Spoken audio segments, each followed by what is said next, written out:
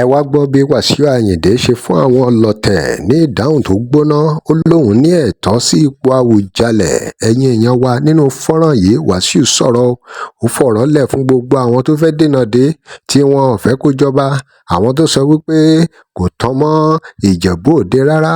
Ẹ wò ó, ibo ló ti tán mọ́ Ìjẹ̀bú Òde? Gbogbo ẹ̀ mà ló ṣàlàyé nínú fọ́nrán yìí o. Gbogbo ẹ̀ ló sọ pátápátá o. Báwo ló ṣe jẹ́ tó fi wá di pé wọ́n sọ wípé Wasiu kì í ṣọmọ Ìjẹ̀bú? Wasiu Ayinde nínú fọ́nrán ìtú ọ̀rọ̀ palẹ̀ ó fún wọn lésì tó gbóná pé ẹ gbàgbé bó ṣe ṣẹlẹ̀, òun tán pátápátá lọ́tún lósì lọ́nà méjèèjì lòun ti bá Ìjẹ̀bú Òde tán. Ẹ wò ó, báwo ló ṣe jẹ́ gangan? Nǹkan bẹ́nu fọ́nrán yìí o. Bó tiẹ̀ jẹ́ wípé ṣe làwọn kan dunnú pé kóòtù ti gbẹ́sẹ̀ lé ìwé tí Wasiu Ayinde fi ṣọwọ́ sí kóòtù pé kí wọ́n dá ètò ìfinijoyè Awujale níjẹ̀bú dúró. Báwo ló ṣe máa jẹ́ gangan? Ẹ gbọ́ ohun tí Wasiu Ayinde sọ nínú fọ́nrán yìí. ọ̀nà méjì.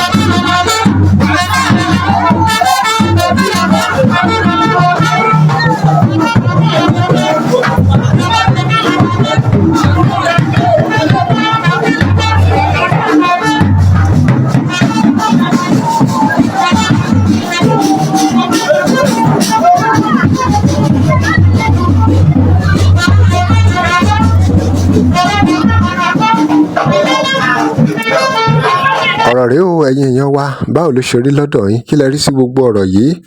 Gbogbo bó ṣe ń lọ lọ́tùn-ún lósì, tí Wasiu náà ń dá wọn lóhùn tóun náà ń gbé ìgbésẹ̀ lórí àtijẹ ipò Awùjalẹ̀ láti jẹ ọba. Ẹ̀yin èèyàn wa, ẹ gbọ́n bí tó ti sọ wípé gbogbo àwọn tí àwọn fẹ́ jọba àwọn pọ̀ lóòótọ́, wípé ṣùgbọ́n èèyàn kan ṣoṣo ni pé bí èèyàn kan bá sì ti jọba báyìí, àwọn tó kù àfi kí wọ́n yáa ṣe sùúrù. Ẹ dá sí i, kí lè ròyìn? Ẹ drop comment here. Remember to like, share and follow us. Thanks for watching. A lọ fún ìpolówó ọjà pé WhatsApp number page.